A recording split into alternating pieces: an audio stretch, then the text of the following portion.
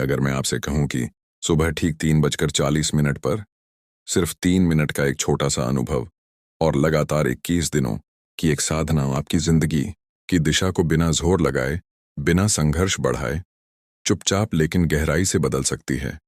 ना इसमें कोई तांत्रिक क्रिया है, ना किसी महंगे कोर्स की जरूरत और ना ही किसी अंधविश्वास पर भरोसा करने की मजबूरी। ये केवल समय की सही पहचान है और चेतना के उस स्तर तक पहुंचने का अवसर है जहां इंसान खुद से पहली बार सही मायने में जुड़ता है। अधिकतर लोग पूरी उम्र मेहनत करते रहते हैं, दिन रात प्रयास करते हैं, लेकिन उन्हें कभी यह नहीं बताया जाता कि समय के कुछ पल ऐसे भी होते हैं जब ब्रह्मांड बाहर से नहीं, सीधे अंदर से सुनता है। अक्सर ब्रह्म मुहूर्त को लेकर एक बहुत बड़ी गलतफहमी फैली हुई है। लोग मानते हैं कि ब्रह्म मुहूर्त का अर्थ है सुबह 4 बजे उठ जाना, लेकिन प्राचीन भारतीय ज्ञान ऐसा नहीं कहता। ब्रह्म मुहूर्त शरीर के जागने का नहीं, चेतना के जागने का समय है। वह क्षण जब मन, समय और ऊर्जा एक ही प्रवाह में बहने लगते हैं।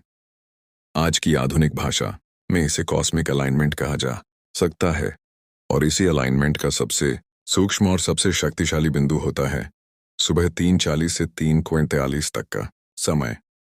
अब बात करते हैं काशी की, उस स्थान की जहां मृत्यु भी अंत नहीं बल्कि मुक्ति का द्वार मानी जाती है। कहा जाता है कि मणिकर्णिका घाट पर जो अग्नि कभी बुझती नहीं, उसके नीचे समय की एक ऐसी परत है जो सामान्य आंखों से नहीं देखी जा सकती। नागा साधु और पुराने आर्षि मानते थे कि काशी कोई साधारण शहर नहीं बल्कि एक जीवित ऊर्जा यंत्र है जो निश्चित समय पर स्वयं सक्रिय होता है। और उस यंत्र का सबसे गहरा जागरण ब्रह्म मुहूर्त के इन 3 मिनटों में होता है। इसीलिए कई साधक ना पूरी रात सोते हैं और ना ही पूरी रात जागते हैं। वे बस शांत होकर इंतजार करते हैं 3:40 के उस क्षण का। अगर विज्ञान की दृष्टि से देखें तो यह समय केवल आध्यात्मिक ही नहीं, मानसिक रूप से भी अत्यंत विशेष है। इस दौरान मानव मस्तिष्क थीटा और गामा वेव्स में प्रवेश करता है, जो वह अवस्था होती है जहां अवचेतन मन सबसे ज्यादा ग्रहणशील बन जाता है। इसी समय पीनियल ग्लैंड सबसे अधिक सक्रिय होती है, जो हमारे अंतर्ज्ञान, गहरी स्पष्टता और भीतरी मार्गदर्शन से जुड़ी मानी जाती है।